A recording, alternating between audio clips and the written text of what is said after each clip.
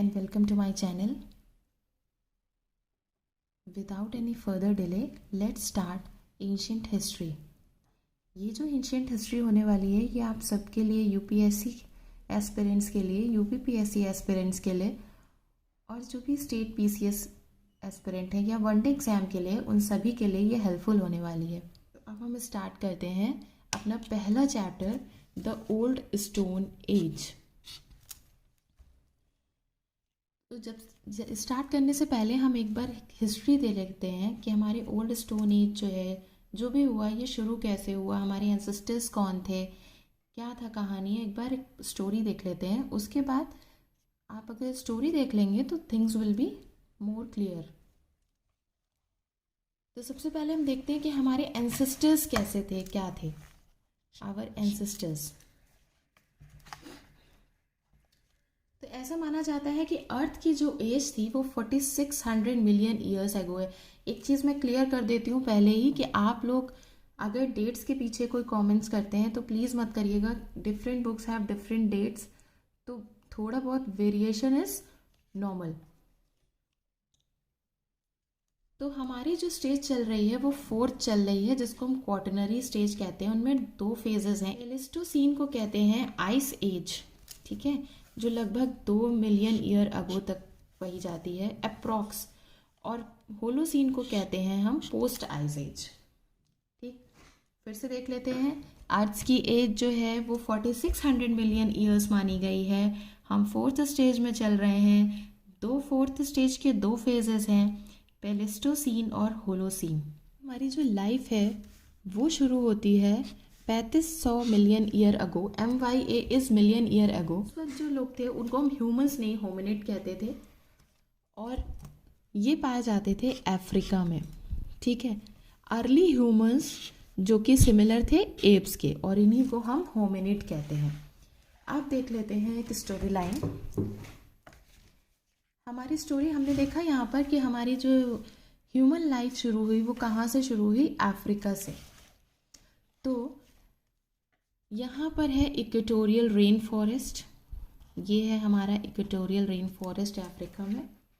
तो यहाँ पर क्योंकि ये इक्वेटोरियल रेन फॉरेस्ट है तो यहाँ पर बायोडाइवर्सिटी कैसी होगी, बहुत ज़्यादा बायोडाइवर्सिटी होगी, ठीक। तो जब यहाँ पे बायोडाइवर्सिटी होगी तो यहाँ पर जो भी सबसे पहले हमने देखा होमिनिड्स हमारे यहीं पर थे, ह्यूमन का एवोल्यूशन यहीं से हुआ है। तो फूड गैदरिंग वो लोग करते होंगे, भाई यहाँ रहते थे, यहाँ पे बायोडाइवर्सिटी थी, ज़्यादा थी, तो कुछ फूल या क्या कहते हैं वाइल्ड एनिमल्स या कुछ भी रहा होगा, तो ये फूड गैदरर रहे, ठीक है।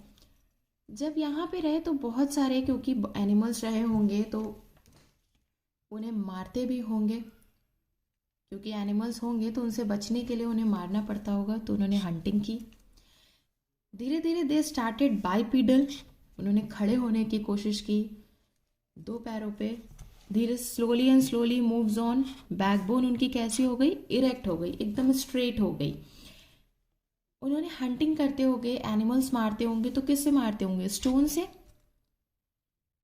पहले छोटे स्टोन, बड़े बड़े स्टोन लेते थे, फिर उन्हें धीरे धीरे करके उन्होंने वेपन्स बनाए, हैंड एक्स बनाए, उनसे टूल्स बनाए और वेपन्स बनाए।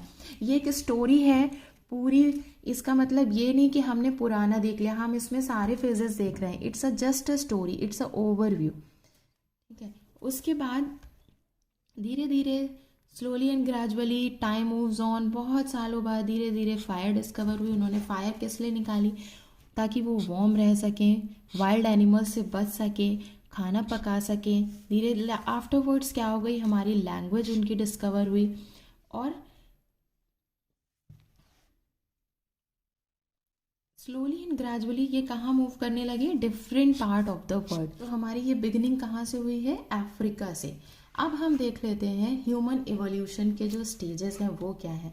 तो सबसे पहले आता है हमारा ऑस्ट्रेलोपिथिकस, दूसरा है होमो हैबिलस, तीसरा है होमो इरेक्टस, चौथा है homo sapiens, and the last one is homo sapiens sapiens, जिसमें आज हम लोग भी आते हैं, द मॉडर्न मैन। तो अब हम एक एक करके सारे उसकी क्वालिटीज़ देख लेते हैं। Sometimes it will be asked in your examinations. तो सबसे पहले चलते हैं ऑस्ट्रेलोपिथिकस पे।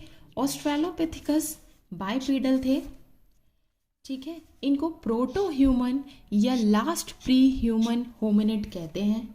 इनके फीचर कैसे थे, क्योंकि होमिनिड था तो इनका फीचर कैसा होगा, एप लाइक, ठीक है। ब्रेन केस इनका जो था वो कैसा था, ब्रेन केस बहुत छोटा सा था, 400 क्यूबिक सेंटीमीटर्स।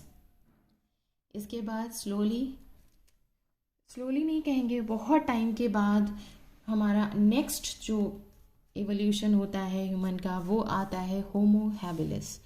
होमो हैबिलिस को कहा जाता है पहला ह्यूमन। ये देखिए यहाँ पर लास्ट प्री ह्यूमन होमिनाइड था और ये जो है हमारा फर्स्ट ह्यूमन कहलाता है। ये कैसे थे, ये स्किलफुल मैन थे। इन्होंने स्टोन को शार्प करके यूज किया है एज अ टूल, ठीक। ये भी ऑस्ट्रेलोपिथिकस भी अफ्रीका में थे, ये भी होमो हैबिलिस भी अफ्रीका में है। अभी कोई मूवमेंट नहीं है कि कहीं भी किसी भी पार्ट में वर्ल्ड के ये नहीं मूव कर रहे हैं। They use to stay there, learning new things, developing themselves and afterwards they will move. तो ब्रेन केस इनका क्या है, कुछ बढ़ता है और हो जाता है 500 to 700 cubic centimeters. Now the third comes to Homo erectus.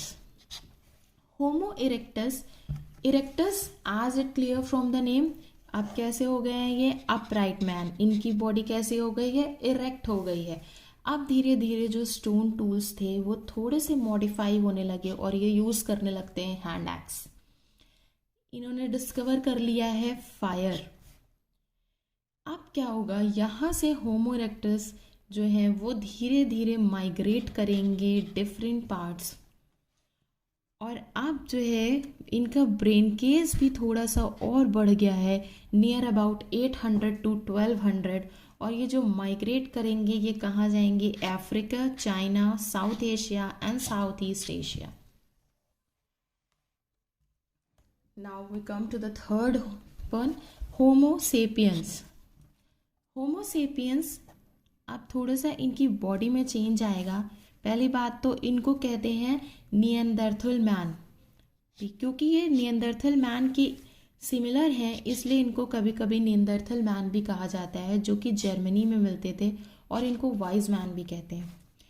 इनकी शॉर्ट बॉडी होती है, नैरो फोरहेड है, और इनका जो ब्रेन केस है वो और डेवलप हो गया 1200 to 1800। नाउ द लास्ट, जिसको हम मॉडर्न मैन के नाम से भी जानते हैं, वो कहलाते हैं होमो सेपियंस। और उनको बॉडी पूरी तरह से हमने बताया कि वो फुल फ्लेश्ड मॉडर्न मैन बन चुके हैं, जिसमें हम लोग आते हैं आज के टाइम। लैंग्वेज का ओरिजिन हो गया है, ओरिजिनेटेड हो गई है लैंग्वेज। अभी यहाँ पर ये बोल सक रहे हैं कि नहीं हमें नहीं पता, ठीक है, लेकिन हमारी कुछ लैंग्वेज हो गई है। और ये जो है इनका फोरहेड लार्ज है, बोन्स थिन हो गई हैं, और जो ब्रेन केस है वो 2000 क्यूबिक सेंटीमीटर्स हो गया है। तो ये था हमारा होमो पूरा एवोल्यूशन, ठीक है। स्टेजेस थी human evolution. I hope the things will be clear to all of you.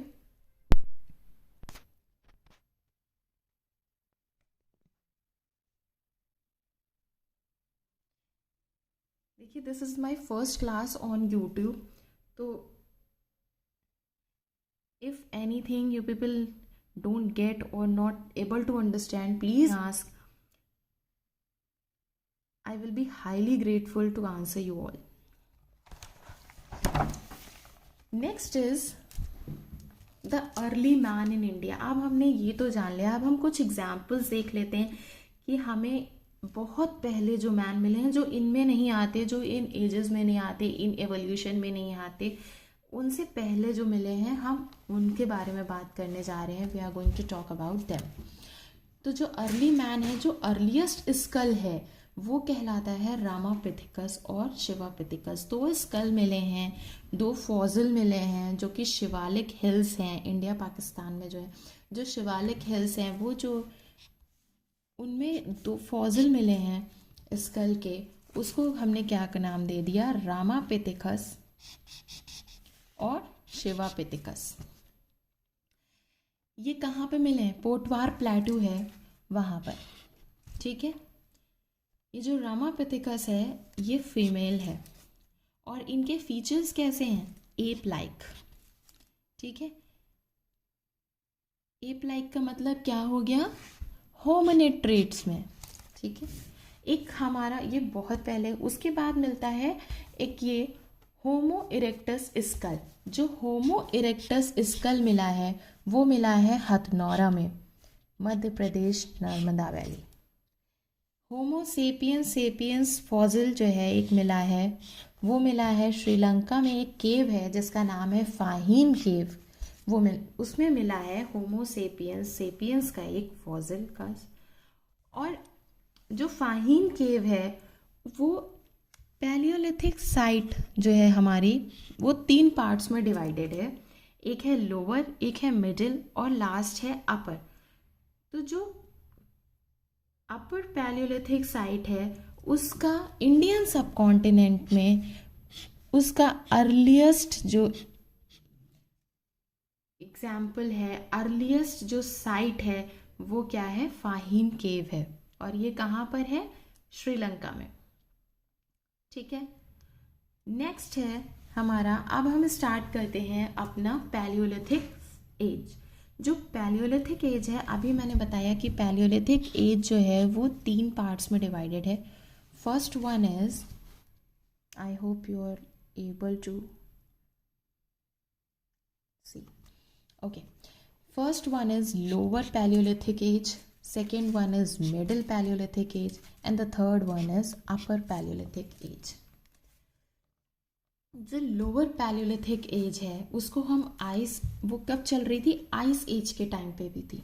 तो जब आइस एज हमारी चल रही थी ना, हमने भी पढ़ा था अभी हमने पढ़ा था पैलेस्टोसीन, तो उस टाइम पे ये एज चल रही थी जिसको कहते हैं पैलियोलिथिक एज। ये पैलियोलिथिक एज के टाइम पर जो है people use to use hand axe, cleavers, choppers, ठीक है। और इस टाइम पे कौन सा इवोल्यूशन ह्यूमन का था? वो था होमो sapiens group.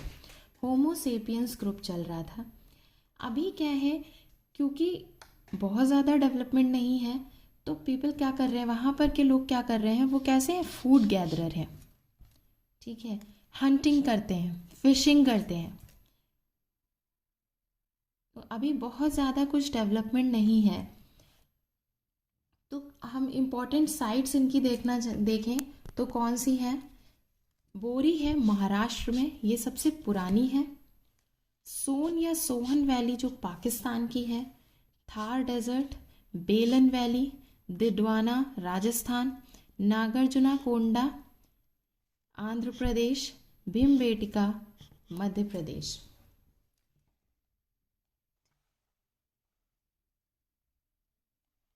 Next is middle palaeolithic age. अब क्या है, अब धीरे धीरे इंसान थोड़ा सा और टाइम बीतेगा और उसके बाद वो चीज़ें देखेगा कि वो जिस स्टोन से जो है काट के पत्थर जो हैंड एक्स हमारा बना रहा था, उससे देख रहा था कि कुछ फ्लेक्स निकल रहे हैं। उसने देखा these flakes are most important for us, इन फ्लेक्स से तो हम एनिमल्स की स्किन निकाल सकते हैं, इनसे तो हम और भी, ये तो बहुत शार्प है, हम और भी अच्छा काम कर सकते हैं। तो अब यहाँ पर यूज़ होने लगेगा स्टोन फ्लेक्स का। अब बनने लगेंगी ब्लेड्स, पॉइंट्स, बोरर्स, स्क्रेपर्स। अब ये चीज़ें शुरू होंगी, ठीक है। बाकी सब कुछ सेम रहेगा कि वो फूड गैदरिंग करेंगे, वो हंटिंग करेंगे, वो फिशिंग करेंगे, सब सेम है। बस चीज़ें क्या बदलेंगी, हमारे जो टूल्स है उसमें डिफरेंस आ गया, ठीक। तो अब यहाँ पर हमारी जो इम्पोर्टेंट साइट्स हैं उन्हें देख लेते हैं। नर्मदा रिवर के पास, साउथ में तुंगभद्रा रिवर के पास, बेलन वैली यूपी के पास कुछ इम्पोर्टेंट टूल्स आए हैं। और यहाँ पर हमने देखा है कि कैटल और डियर के भी फॉसिल्स मिले हैं। नेक्स्ट इज, अब हमारा जो अपर पैलियोलिथिक फेज आएगा उसमें कुछ और चेंज आएगा और वहाँ पर चीज़ें थोड़ी सी ज़्यादा इम्प्रूव होंगी as compared to lower and middle. अभी तक की सिर्फ टूल्स में डिफरेंस आया है, अब यहाँ पर और भी चीज़ें बढ़ेंगी, लोग पेंटिंग की तरफ जाएंगे और भी चीज़ें का इस्तेमाल करेंगे। अब और चेंज आएगा और अब यहाँ पे शुरू होगी फ्लिंट इंडस्ट्री। फ्लिंट इंडस्ट्री का मतलब है चकमक। पत्थर एक होता है जिसको आप ऐसे पटकते हैं ना, आपस में मिलाते हैं तो आग निकलती है, उसको कहते हैं फ्लिंट इंडस्ट्री। फ्लिंट वो पत्थर कहलाते हैं फ्लिंट। तो उसका काम शुरू होगा। ब्लेड्स ब्यूरिन्स ये कहाँ से मिले हैं? आंध्र प्रदेश से, कर्नाटक से, महाराष्ट्र से, central Madhya Pradesh, southern UP, Jharkhand से। केव और रॉक शेल्टर्स मिलेंगे भीमबेटका से। इसके बाद लार्ज फ्लेक्स मिलेंगे, ब्लेड्स ब्यूरिन्स स्क्रैपर्स गुजरात में। अब यहाँ पर एक नई चीज़ है और वो क्या है कि यहाँ पर स्टोन के बीड्स मिले हैं और ये क्या करेंगे? Incised ostrich Excel. क्या मतलब है इंसाइज्ड ऑस्ट्रिच एक्सेल का? इसका मतलब है जो ऑस्ट्रिच के अंडे का जो ऊपर का कवरिंग है, जैसे छिलका है, उस पे कट्स और मार्क्स होंगे, मतलब डिज़ाइन किया हुआ होगा, उसको उस पर पेंटिंग करके की होगी, तो मतलब उसको डेकोरेट किया है उन्होंने। और ये कहाँ मिला है? महाराष्ट्र के में पटने में। पटने की महाराष्ट्र, पटना जो है, पटने जो है महाराष्ट्र में, वहाँ पर मिला है इंसाइज्ड ऑस्ट्रिच एक्सेल। और कुछ बीड्स मिले हैं स्टोन के, जो है बीड्स बीड्स मन का, ठीक है। तो और पेंटिंग भी करी गई है। उस टाइम पे लोग पेंटिंग करना शुरू कर दिए थे। धीरे धीरे चीज़ें डेवलप हो रही हैं, कल्चर बढ़ रहा है, ठीक है। तो कैसी पेंटिंग करते थे? पहली बात, उसमें क्या होता था? एनिमल के फिगर होते थे। अब कौन से एनिमल के फिगर होते थे? जो उस समय मिलते थे वही एनिमल्स होते होंगे। Bison, elephant, tiger, rhino, bore. जो ह्यूमन फिगर बन रहा था, जो ह्यूमन के फिगर्स बनाते थे, वो कैसे होते थे? Stick like. स्टिक लाइक कैसे? ये ऐसे ऐसे स्टिक लाइक। लीनियर रिप्रेजेंटेशन ज़्यादा था। और कलर कौन सा था पेंटिंग का? रेड और ग्रीन। जो रेड था वो डिनोट करता था डांसर्स को। रेड से वो डांसिंग की जब बनाते थे तो रेड से बन रहे थे। जो भी डांस कर रहा होता था वो रेड से होता था। और जो sorry sorry really very sorry, जो डांसर्स होते थे वो ग्रीन से होते थे और जो रेड से होते थे वो हंटर्स होते थे। और इसको आप याद कर सकते हैं, लाल से खून, और हंटिंग करेंगे तो एनिमल मारेंगे तो खून निकलेगा, तो red denotes hunters and green with dancers. I hope it all will be clear. Last जो आज हम पढ़ेंगे वो है मीजोलिथिक एज। तो मीजोलिथिक एज में, मीजोलिथिक एज अभी यहाँ पर क्या हो रहा है? एंड हो गया आइस एज का। अब जब आइस एज का एंड हो जाएगा तो धीरे धीरे क्लाइमेट में चेंज आ गया है। क्योंकि क्लाइमेट में चेंज आया है तभी हमारी आइस एज खत्म हो गई। चारों ओर जो बर्फ़ थी वो ख़त्म हो गई। अब धीरे धीरे ग्रास लैंड होगा, वेदर प्लीजेंट होगा, बहुत ज़्यादा फ्लोरा शुरू होगा, फोना होगा। जिसको फ्लोरा और फोना नहीं पता है, let me tell you all कि फ्लोरा मीन्स फ्लावरिंग और पेड़ पौधे ये सब, और फोना मीन्स एनिमल्स, ठीक है। एक लेमन लैंग्वेज में बता रही हूँ, एनिमल्स इज फोना एंड फ्लोरा इज प्लांट्स। तो क्या होगा? क्लाइमेट जो है धीरे धीरे गर्म होगा। जब ठंडा गर्म सब कुछ होगा तो क्या होगा? रेनिंग स्टार्ट होगी, फ्लोरा और फोना बढ़ेगा। फ्लोरा और फोना बढ़ेगा तो चेंजेस आएंगे धीरे धीरे। एग्रीकल्चर, और ये ओवरव्यू है, धीरे धीरे अभी एग्रीकल्चर इतना नहीं आया, अभी हमने एग्रीकल्चर शुरू नहीं किया, लेकिन इन्हीं सब चीज़ों से ह्यूमन लाइफस्टाइल में चेंज आएगा और धीरे धीरे people is going to develop. Tools में डिफरेंस आएगा, उन्हें नॉलेज ज़्यादा होने लगेगी, सब कुछ चेंज होना शुरू होगा। हम देख चुके थे कि हम हंटिंग कर रहे थे, फिशिंग कर रहे थे, फूड गैदरिंग कर रहे थे, कुछ कर रहे थे। अब यहाँ पर क्या डिफरेंस है, क्या नई चीज़ हो गई? तो क्योंकि हमें पता है हंटिंग हम पहले से करते आ रहे हैं, कर रहे होंगे, फिशिंग कर रहे हैं, फूड गैदरिंग कर रहे हैं। अब यहाँ जो नया शुरू हो गया वो शुरू हो गया domestication. Domestication of animals is started now. ये न्यू थिंग हो गई, मीजोलिथिक में डोमेस्टिकेशन शुरू हुआ। पेंटिंग पहले से कर रहे थे, अब यहाँ पर पेंटिंग रॉक्स पर हो गई, उन पे इनग्रेविंग्स शुरू हो गई। इनग्रेविंग्स मतलब कि पेंट हमने रॉक को में जो है किसी चीज़ से तोड़ तोड़ के काट कट करके जो है उसमें डिज़ाइन कार्व कर दी। ठीक है, अब यहाँ पर कुछ साइड से डॉग की, डियर का, बोर का और ऑस्ट्रिच का बोन मिला है। अभी तक टूल्स बड़े बड़े थे, अब यहाँ पर टूल्स कैसे होने लगे? माइक्रोलिथ्स, छोटे टूल्स का इस्तेमाल होने लगा। और यहाँ की जो इम्पोर्टेंट साइट है वो क्या है? बागौर, आदमगढ़, सांभर, लाहगंज। तो आज के लिए हम यहीं तक पढ़ेंगे, मीजोलिथिक एज तक। एक बार हम क्विक रिवीजन कर लेते हैं ताकि कुछ भी जो रह गया हो वो क्लियर हो जाए। 600 million year ago fourth phase के दो एपॉक्स हैं, प्लेस्टोसीन और दूसरा है होलोसीन। प्लेस्टोसीन को आइस एज भी कहते हैं, होलोसीन को पोस्ट आइस एज कहते हैं।